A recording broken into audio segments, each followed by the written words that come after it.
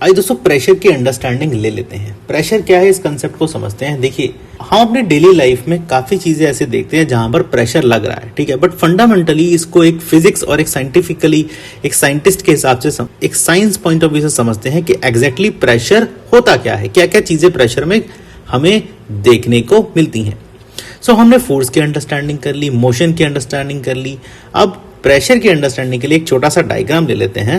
यहाँ इस डायग्राम में मैंने क्या किया है, एक वुड बना ली है। ये वुड का लॉग है, छोटा सा वुड का मैंने पीस ले लिया है दोनों डायग्राम में, ठीक है ना। फर्स्ट डायग्राम है, सेकंड डायग्राम है, और एक पेंसिल ले ली है मैंने। तो पेंसिल को फर्स्ट वाले डायग्राम में देखिए मैंने उल्टा करके रखा हुआ है, और यहां से मैंने इस पेंसिल को यहां पर सीधा करके जैसे ना पॉइंट जो है इसका वो वुड की तरफ रखा हुआ है सेकंड डायग्राम में।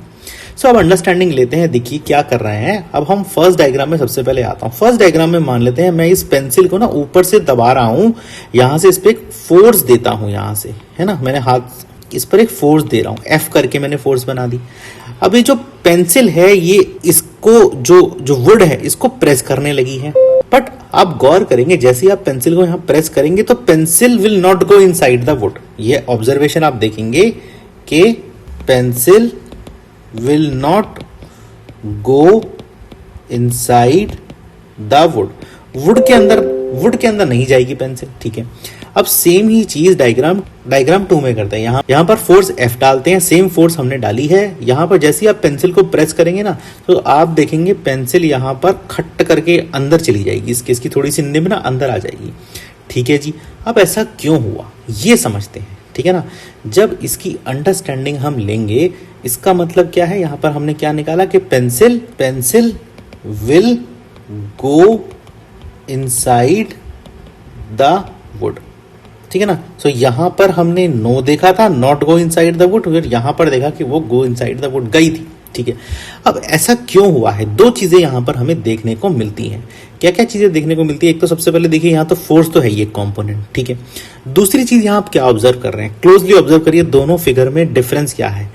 इस वाली फिगर में, फर्स्ट फिगर में जो पेंसिल नीचे का जो हिस्सा है, ये जो एरिया है, ठीक है ना, जो पेंसिल टच कर रही है वुड को वो बड़ा है, और सेकंड वाले जो फिगर है उसका जो एरिया है, पेंसिल की जो निब का एरिया है, पेंसिल की जो पॉइंट का एरिया है वो काफी छोटा है, बिल्कुल पॉइंटेड है। सो यहां पर एरिया की अगर मैं बात करूं, एरिया ऑफ पेंसिल बैक, पीछे का एरिया, ठीक है, और यहां पर होगा एरिया ऑफ पेंसिल टिप, जो टिप है ये उसका एरिया है। सो उसको मैं बोल देता हूं ये छोटा एरिया ए से लिख देता हूं इसको मैं, और इसको बड़ा एरिया ए से लिख देता हूं। सो दो कंपोनेंट यहां पर मुझे नजर आते हैं, ठीक है, एक तो फोर्स जो मैंने बोली थी और एक एरिया, ठीक है। अब इन दोनों कंपोनेंट से देखिए क्या चीज हो रही है। आप अगर देखें प्रैक्टिकल लाइफ में इसको क्या बोलते हैं, यहां पर प्रेशर लग रहा है, ठीक है ना। आप पेंसिल से प्रेशर लगा रहे हैं, पेंसिल से प्रेशर इस तरह लगा रहे हैं कि एक फिगर में आप चाहते हैं कि पेंसिल की बैक जो है वो प्रेशर लगाए वुड के लॉग पे, और एक तरफ आप चाहते हैं पेंसिल की जो निब है, जो टिप है, वो प्रेशर लगाए। सो प्रेशर के यहां पर हमने देखा टेक्निकली, जब हम चलाकर हमने देखा, करके देखा, तो हमें दो कंपोनेंट मिले। क्या क्या कंपोनेंट थे लिख लीजिए। फोर्स एक कंपोनेंट था और जो एरिया है ना वो एक कंपोनेंट था। सो इन्हीं दोनों कंपोनेंट से अब हम चीजें ड्राइव करेंगे, ठीक है। सो यहां पर देखिए इसी फिगर में हम देखें तो एरिया ऑफ जो टिप है, ठीक है ना, ए, ये क्या है, ये छोटा है भाई, ए जो है वो छोटा है, काफी छोटा है ए से, बड़े वाले ए से, ठीक है ना। जो टिप का एरिया है पेंसिल का वो काफी छोटा है। और अगर मैं बोलूं अगर ऐसा है, ठीक है, और आपके पास सेम फोर्स एफ लग रही है, ठीक है ना। सो यहां पर एक अंडरस्टैंडिंग हम ये कहते हैं, इससे कंक्लूजन ये निकालते हैं कि जो फोर्स है, जो यहां पर फोर्स लग रही है, ठीक है ना, पर यूनिट एरिया ए, ठीक है, वो क्या है, वो ज्यादा लग रही है किसके मुकाबले, force per unit area A, ठीक है ना। सो यहां पर अब देखिए हम टेक्निकल बात पे आ गए कि यूनिट एरिया के हिसाब से अगर हम चलें, सो इस वाले केस में फोर्स ज्यादा महसूस हो रही है, जिसकी कारण ये पेंसिल जो है इसके अंदर गड़ गई है, ठीक है साहब। सो इसका मतलब क्या है, ये यहां से डेफिनेशन निकल के आती है प्रेशर की। ठीक है, सो प्रेशर की डेफिनेशन लिख लेते हैं। प्रेशर क्या होता है, pressure is equal to force per unit area acting on a body. किसी भी बॉडी पर फोर्स पर यूनिट एरिया जो एक्ट हो रहा है उसको, फोर्स पर यूनिट एरिया जो एक्ट हो रहा है उसी को हम प्रेशर बोलते हैं। और लिख लीजिए, force acting on a unit area of the object के यूनिट एरिया पर जो फोर्स लग रही है उसे हम प्रेशर बोलते हैं। तो दोनों में बात सेम ही है। तो प्रेशर के दो कंपोनेंट मैंने बना दिए थे, एक तो फोर्स बनाया था और दूसरा क्या बनाया था, एरिया बनाया था। ठीक है ना, area over which force act, लिख दीजिए area over which force act, जिस पर फोर्स लग रही है। तो एक जगह टिप पर लगी थी और एक जगह पेन के बैक पर लगी थी।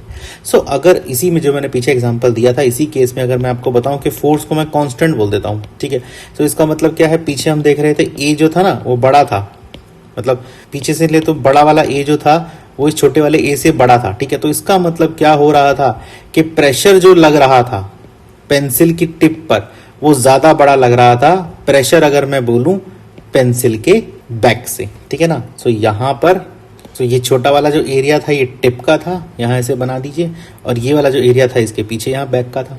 तो इस तरह से प्रेशर लग रहा है। सेम फोर्स आपने यहाँ F लगाई थी साहब, फोर्स सेम थी। सो प्रेशर ज्यादा किस में लगेगा, इस वाले केस में P2 में प्रेशर ज्यादा लगेगा। इससे कंक्लूजन निकलता है, इससे कंक्लूजन क्या निकलता है कि जो प्रेशर होता है ना वो इनवर्सली प्रोपोर्शनल है एरिया के। प्रेशर जो है ना वो इनवर्सली प्रोपोर्शनल है एरिया के, ये हम कंक्लूजन निकाल सकते हैं। सो ये क्या है, किस तरह का रिलेशन होता है, इसको हम इनवर्स रिलेशन बोलते हैं। सो प्रेशर एक एरिया के साथ इनवर्स रिलेशन बनाता है दोस्तों।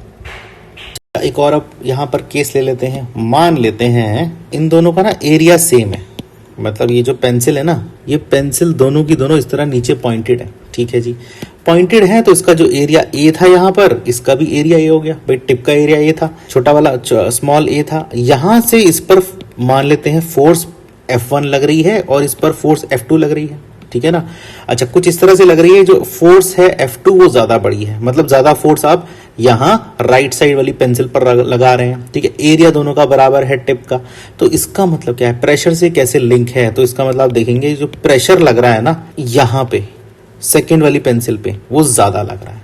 सो इससे कंक्लूजन क्या निकलता है कि प्रेशर जो है वो डायरेक्टली प्रोपोर्शनल है फोर्स के, अगर एरिया कांस्टेंट रहता है। तो पीछे वाले केस में फोर्स कांस्टेंट थी, यहां पर area is equal to constant है। ठीक है ना, किस तरह देखिए हमने कंसेप्ट बनाया। ठीक है ना, इस तरह से हम कह सकते हैं। अगर मैं इसको कंबाइन करूं फर्स्ट वाली कंडीशन को जब मैं फोर्स की बात कर रहा था, और अगर सेकंड वाली कंडीशन को कंबाइन करूं जब मैं एरिया की बात कर रहा था, तो मुझे क्या मिलेगा, यहां पर देखिए मुझे यहां मिलने वाला है, लिखिए फ्रॉम 1 and 2, पहले और दूसरी इक्वेशन से मुझे मिलेगा कि प्रेशर जो होता है ना वो इज इक्वल टू फोर्स के तो डायरेक्टली प्रोपोर्शनल है और एरिया के इनवर्सली प्रोपोर्शनल, ऐसे हम कह सकते हैं। इसकी ऐसा यूनिट देख लेते हैं। ऐसा यूनिट में क्या होता है, प्रेशर की फोर्स जो होती है उसकी ऐसा यूनिट होती है न्यूटन, एरिया की होती है मीटर स्क्वायर। सो प्रेशर की क्या हो गई, प्रेशर की होगी न्यूटन मीटर -2। और अगर हम देखें इसका दूसरा नाम भी हमारे पास होता है, इसको हम पास्कल बोलते हैं। पास्कल PA से संबोधित कर देते हैं, ऐसा यूनिट होती है। सो एक पास्कल कितने के बराबर है, 1 pascal is equal to 1 newton metre का -2। सो इस तरह से हम प्रेशर की अंडरस्टैंडिंग ले सकते हैं। सो अगर सेम और कांस्टेंट फोर्स आप लगा रहे हैं तो आपको ये देखना है साहब के किस एरिया पे लगा रहे हैं। सो जितना एरिया आप पतला करेंगे, जितना एरिया छोटा करेंगे, जैसे जो स्मॉल ए लिया है, उतना ही ज्यादा प्रेशर लगेगा, इनवर्स रिलेशन है। और अगर आप एरिया कांस्टेंट लेके चल रहे हैं तो आपको फोर्स पर ध्यान देना होगा। आपका फोर्स की जो क्वांटिटी होगी उसको थोड़ा बढ़ानी घटानी होगी, उस हिसाब से प्रेशर भी बढ़ेगा घटेगा।